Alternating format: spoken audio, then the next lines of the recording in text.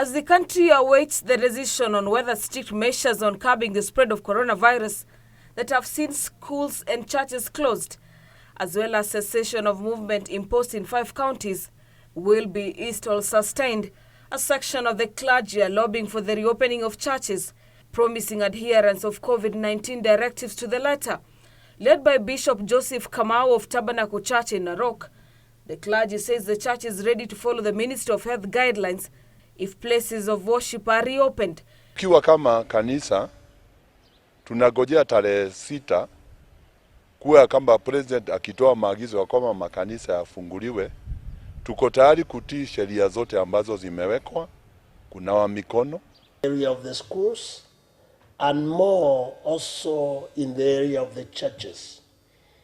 We as the clients, we are very much prepared that when the churches will be reopened, we are ready to cooperate with the government through the guidelines of the MOH. Meanwhile, markets in Lari, Kiambu County have reopened after months of closure, after sections of retailers tested positive for the virus. According to Kiambu County Executive in charge of business operations Kigo Jenga, the market was reopened after adequate COVID-19 containment measures were put in place in line with the Ministry of Health guidelines. Hatuwezi patia kila mtu chakula, yule anaweza kujitafutia, ajitafutie.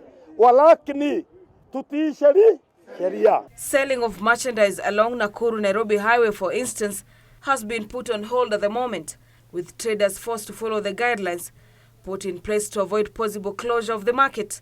In Migori County, girls' rights activists have intensified efforts to address challenges posed by the bane of early marriages that have seen young girls exposed during the COVID-19 pandemic.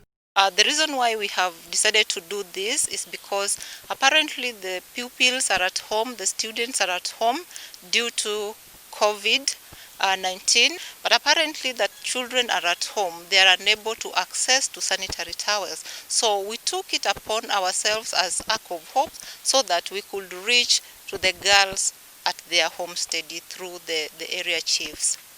Under the Ark of Hope program, over 5,000 sanitary towels were distributed to vulnerable girls in an effort to avoid cases of early pregnancies.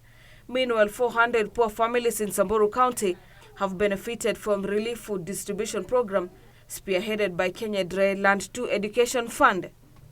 Speaking during the launch of the program, Samburu County Governor Moses Lenol Kulal took the chance to sensitize residents on the deadly coronavirus, urging residents to faithfully adhere to the containment measures issued by the government.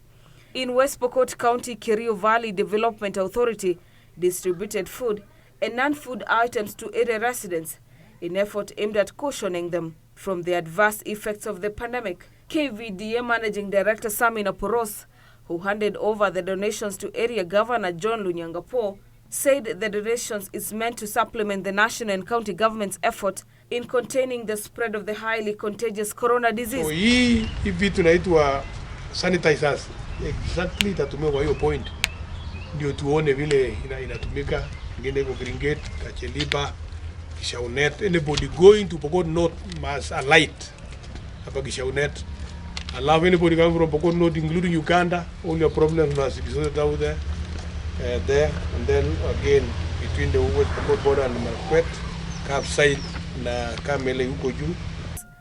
And the non-governmental organizations operating in Turkana County has partnered with religious leaders to support about 600 vulnerable families. These all have branded messages that are meant to educate people on how to prevent themselves from COVID-19. So the move coming as the region struggles to contain the spread of COVID-19 after it joined the list of counties with positive cases of coronavirus.